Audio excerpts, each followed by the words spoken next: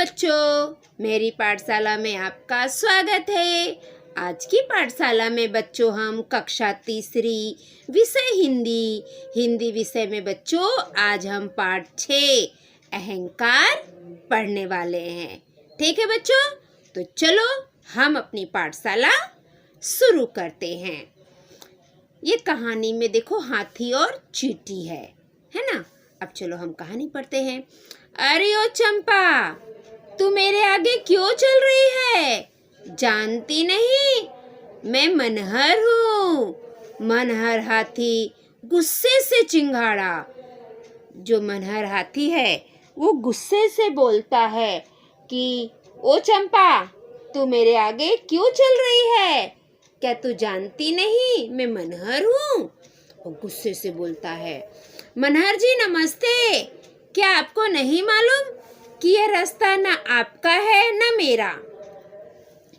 फिर वो हाथी बोलती है, चींटी बोलती है, मनहर जी नमस्ते, क्या आपको नहीं मालूम यह रास्ता ना आपका है ना मेरा? सभी एक समान है, जागो हुआ सबेरा। वो क्या कहती है कि हम सभी एक समान हैं, जागो सवेरा हो गया है। कहकर चंपा चींटी मुस्कुराई। ये बोलकर चंपा चींटी मुस्कुराने लगती है। बच्चों, ये जो हाथी है ना, इसका नाम मनहर है और ये जो चींटी है इसका नाम चंपा है। तो चींटी अपने रास्ते से जा रही थी तो हाथी क्या बोलता है, अरे ओ चंपा, तू मेरे आगे क्यों चल रही है? जानती नहीं मैं मनहर हूँ। मनहर हाथी गुस्से से चिंघाड़ा।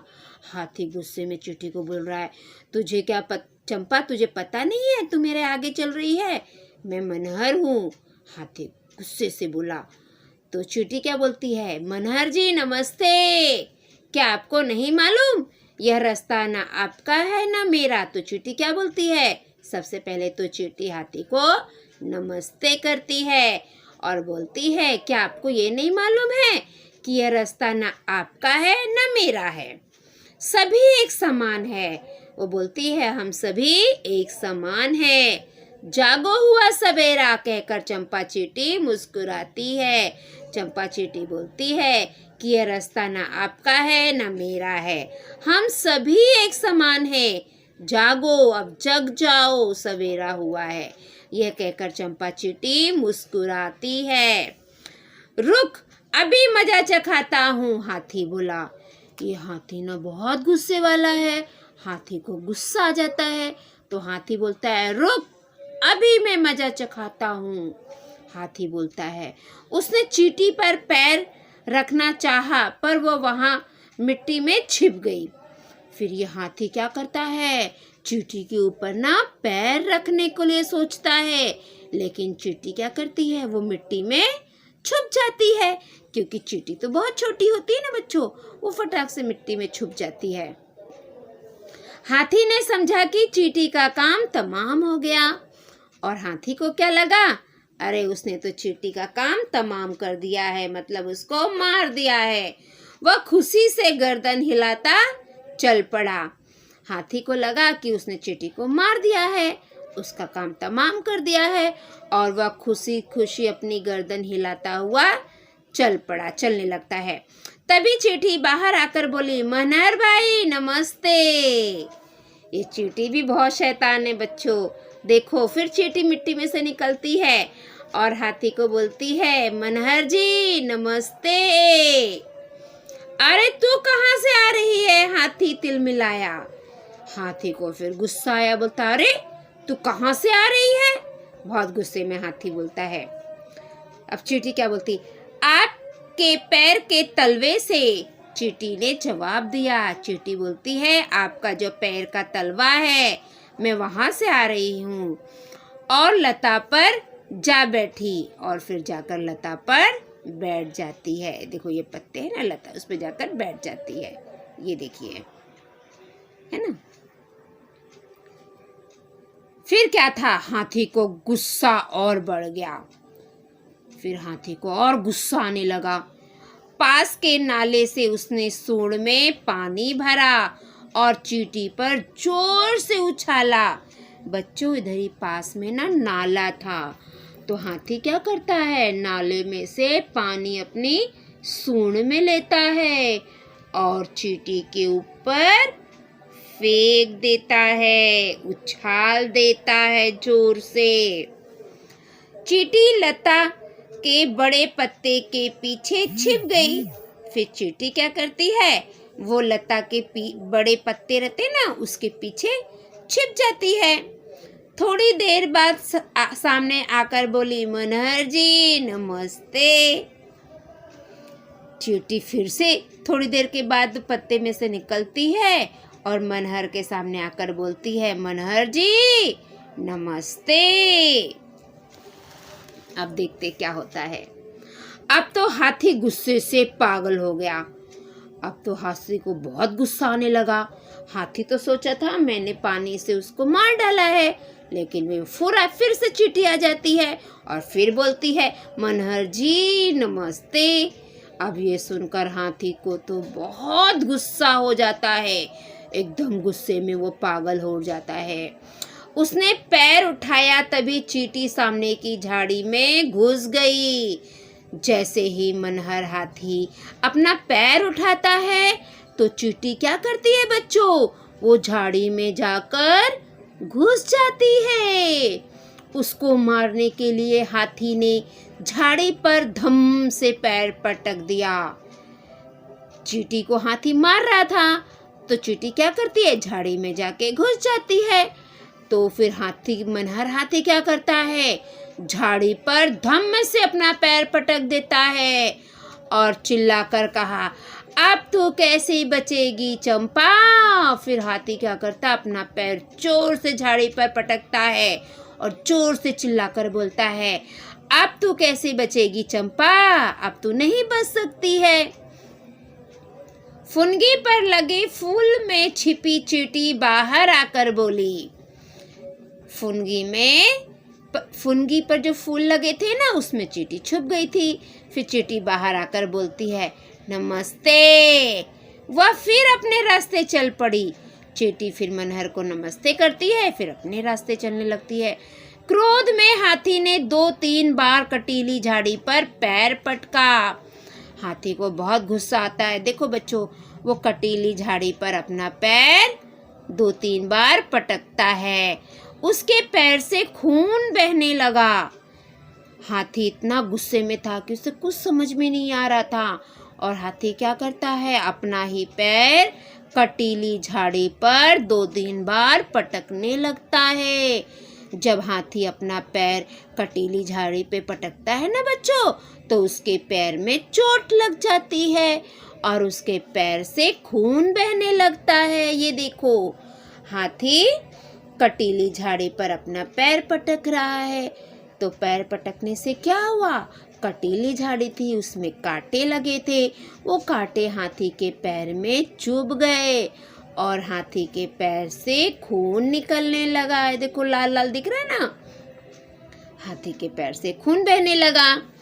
पेड़ पर बैठी मैना सब देख रही थी और पेड़ पर एक मैना बैठी थी और वो मैना ये सब कुछ देख रही थी। बोल पड़ी। अब पेड़ पे जो मैना बैठी थी वो सब देख रही थी। अब मैना कुछ बोल रही है, सुनो बच्चों। घमंड नहीं किसी का अच्छा, बड़ा हो चाहे छोटा। मैना क्या बोल रही है बच्चों, घमंड नहीं किसी का अच्छा, बड़ा हो चाहे छोटा। नीचा होता सिर अहंकारी का, मान लो मोटी मोटा। ये जो मैना है, पेड़ पर बैठी मैना बोल रही है, घमंड किसी का अच्छा नहीं होता है, भले वो कोई छोटा इंसान हो या बड़ा इंसान हो। घमंड किसी को नहीं करना चाहिए, भले वो कोई भी हो, बड़ा हो छोटा हो कैसा भी हो, उसे घमंड नहीं करना चाहिए। नीचा होता सिर अहंकारी का, मान लो मोटी मोटा। मैना बोल रही है कि जो अहंकारी होता है, जो घमंडी होता है, उसका सिर हमेशा हमेशा नीचे होता है, ये मान लो मोटी मोटा। ये बात सभी मोटा मोटी मान लो कि घमंड किसी का भी अच्छा नहीं होता है, चाहे वो बड़ा इंसान हो या छोटा इंसान हो। जो घमंडी होता है उसका सर एक दिन जरूर नीचे हो जाता है। ये मेरी बात सभी लोग मान लो। उसकी बात सुनकर मनहर हाथी ने चंपा चींटी से क्षमा मांगी। मनहर हाथी और चींटी ये दोनों लोग ना मैना की बात सुन रहे थे, तो इन लोगों को लगा, मनहर हाथी को लगा ये तो गलत है। फिर मनहर हाथी क्या करता है, वो मैना की बात सुन लेता है और फिर उसको समझ में आता है और वो चंपा चींटी से माफ़ी मांगता है। देखो हाथ जोड़कर माफ़ी मांग रहा है। मनहर हाथी चंपा चींटी से हाथ जोड़कर माफ़ी मांग रहा है और चींटी भी उसे माफ़ कर देती है। तो बच्चों, इस कहानी से हमें क्या सीख मिलती है? इस कहानी से हमें यह सीख मिलती है कि हमें घमंड नहीं करना चाहिए। जो घमंड करता है, अहंकार में रहता है, एक दिन उसका अहंकार टूट जाता है, घमंड टूट जाता है। इसलिए हमें कभी भी घमंड नहीं करना चाहिए। घमंड भी बच्चों बहुत तरीके का होता है। पैसे का घमंड होता है, कोई लोग अपने पैसे का घमंड करते हैं। कुछ बच्चे पढ़ने में बहुत होशियार होते हैं, उसका घमंड करते हैं। नहीं बच्चों, कभी भी घमंड नहीं करना चाहिए, किसी को छोटा नहीं समझना चाहिए, सब एक समान होते हैं। तो बच्चों, ये कहानी हमारी तो बहुत अच्छी थी। अब मैं आपसे कुछ प्रश्न पूछती हूँ, आप मुझे उसके उत्तर बताइए। मैंने आपके लिए कुछ प्रश्न तैयार किया मेरे बच्चों। अब चलो, हमारा पहला प्रश्न है बच्चों, आपको प्रश्नों के उत्तर देना है। पहला प्रश्न, अहंकार पाठ में हाथी का क्या नाम है? हमने ये जो अहंकार पाठ पढ़ा है ना, इसमें हाथी का नाम क्या है? शाबाश। अहंकार पाठ में हाथी का नाम मनहर है। इस हाथी का नाम क्या है अहंकार पाठ में? मनहर। क्या नाम है बच्चों? मनहर। Very good. अब हमारा दूसरा प्रश्न है बच्चों, हाथी ने अपना पैर कहाँ पटका? तो इसका उत्तर है, हाथी ने अपना पैर कटीली झाड़ी पर पटका। है ना? ये देखो, ये कटीली झाड़ी पर हाथी अपना पैर पटक रहा है ना? हाथी ने अपना पैर कहाँ पटका? कटीली झाड़ी पर पटका। अब आगे देखते हैं और क्या प्रश्न है। तीसरा प्रश्न है हमारा, पेड़ पर कौन बैठी थी? ये पेड़ पर कौन बैठी है बच्चों? पेड़ पर मैना बैठी है। कौन बैठी है? मैना। ठीक है बच्चों, पेड़ पर मैना बैठी है। चौथा प्रश्न बच्चों, हाथी ने किससे क्षमा मांगी? हाथी देखो हाथ जोड़ के किससे क्षमा मांग रहा है? चंपा चींटी से, है ना? तो हम उत्तर में लिखेंगे, हाथी ने चंपा चींटी से क्षमा मांगी। हाथी ने किससे क्षमा मांगी? ये देखो, हाथी चंपा चींटी से क्षमा मांगी। ठीक है। अगला प्रश्न, चींटी का क्या नाम है? जो चींटी है उसका नाम क्या है? चींटी का नाम चंपा है। क्या है बच्चों? चंपा। अब हमारा अगला प्रश्न बच्चों, छठा नंबर का प्रश्न, पेड़ पर कौन बैठी थी? ये मैंने पहले भी लिख दिया है, कोई बात नहीं, ये प्रश्न हमारा 2 बार हो गया है। पेड़ पर मैना बैठी थी, ये प्रश्न मैंने यहाँ पर भी लिखा है बच्चों, कोई बात नहीं। अगला प्रश्न, इस कहानी से हमें क्या सीख मिलती है? बोलो बच्चों, ये जो हमने कहानी पढ़ा, अहंकार कहानी, इस कहानी से हमें क्या सीख मिलती है? तो इस कहानी से ये सीख मिलती है कि हमें कभी भी घमंड नहीं करना चाहिए। कहानी से हमें क्या सीख मिल रही है कि हमें कभी भी घमंड नहीं करना चाहिए। तो बच्चों यहाँ पे हमारे प्रश्न समाप्त हो गए हैं। अब बच्चों ये कुछ चिन्ह हैं, मैं ये चिन्ह आपको बताती हूँ और इस चिन्ह के बारे में पूरी जानकारी मैं एक और वीडियो बनाऊंगी, उसमें अच्छे से समझाऊंगी कि अर्धविराम किसे कहते हैं, वो कब लगाया जाता है, हाँ, और अर्धविराम के वाक्य सब मैं सिखाऊंगी वो अगली पाठशाला में। अभी मैं सिर्फ आपको ये बता रही हूँ कि ये अर्धविराम है बच्चों। अर्धविराम का ये चिन्ह होता है, निर्देशक का ऐसा चिन्ह होता है डैश, और प्रश्नवाचक प्रश्न रहते हैं तो उसका चिन्ह ऐसा रहता है, और विस्मयबोधक का ऐसे रहता है, योजक का ये निशान है, और पूर्ण विराम का ये निशान है, एक सीधी लाइन। अब ये विराम कब लगाए जाते हैं, कहाँ लगाए जाते हैं, कैसे लगाए जाते हैं, उसके क्या नियम हैं, इसका मैं एक दूसरी अच्छे से वीडियो बनाऊंगी। अगर मैं इस वीडियो में बताऊंगी तो ये वीडियो हमारा बहुत बड़ा हो जाएगा बच्चों, ठीक है। तो इसके अर्धविराम किसे कहते हैं, कब लगाया जाता है, कैसे लगाया जाता है, इसके लिए मैं एक अलग से वीडियो बना दूंगी आप लोगों के लिए, ठीक है बच्चों। तो बच्चों हमारी ये जो पाठशाला है वो यहीं पे समाप्त हो जाती है। ये जो मैंने प्रश्न उत्तर आपको लिखाए हैं, ये सारे प्रश्न उत्तर आप सभी बच्चों को लिखना है, ठीक है। ये सारे प्रश्न उत्तर आप लोग लिखोगे, ज़्यादा नहीं, 6 ही प्रश्न है। आप उसको प्रश्न और उत्तर लिखिए और मुझे उसकी फ़ोटो खींचकर व्हाट्सएप पर भेज दीजिए, ठीक है बच्चों। अगर किसी बच्चे को इस पाठ में कुछ नहीं समझ में आ रहा है तो आप मुझे कमेंट करके पूछ सकते हो, मैं आपको फिर से समझा दूंगी बच्चों, ठीक है। तो जो हमारी आज की पाठशाला है वो यहीं पे समाप्त होती है। अगली पाठशाला में हम कल फिर मिलेंगे। अगर आप मेरे पाठशाला में नए हैं तो मेरे पाठशाला को लाइक करिए, सब्सक्राइब करिए, कमेंट करिए और अपने दोस्तों में ज़्यादा से ज़्यादा शेयर करिए ताकि मेरी पाठशाला का लाभ सभी बच्चे ले सके।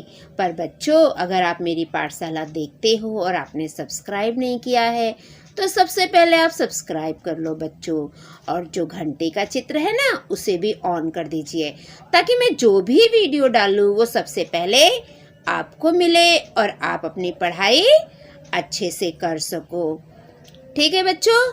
तो आज की पाठशाला यहीं समाप्त होती है और कल 14 नवंबर है बच्चों, कल बाल दिवस है। तो आप सभी बच्चों को मेरी तरफ से बाल दिवस की बहुत बहुत शुभकामनाएं। ओके बच्चों, तो चलो बच्चों अब मैं पाठशाला यहीं पे समाप्त करती हूँ। बाय बाय बच्चों।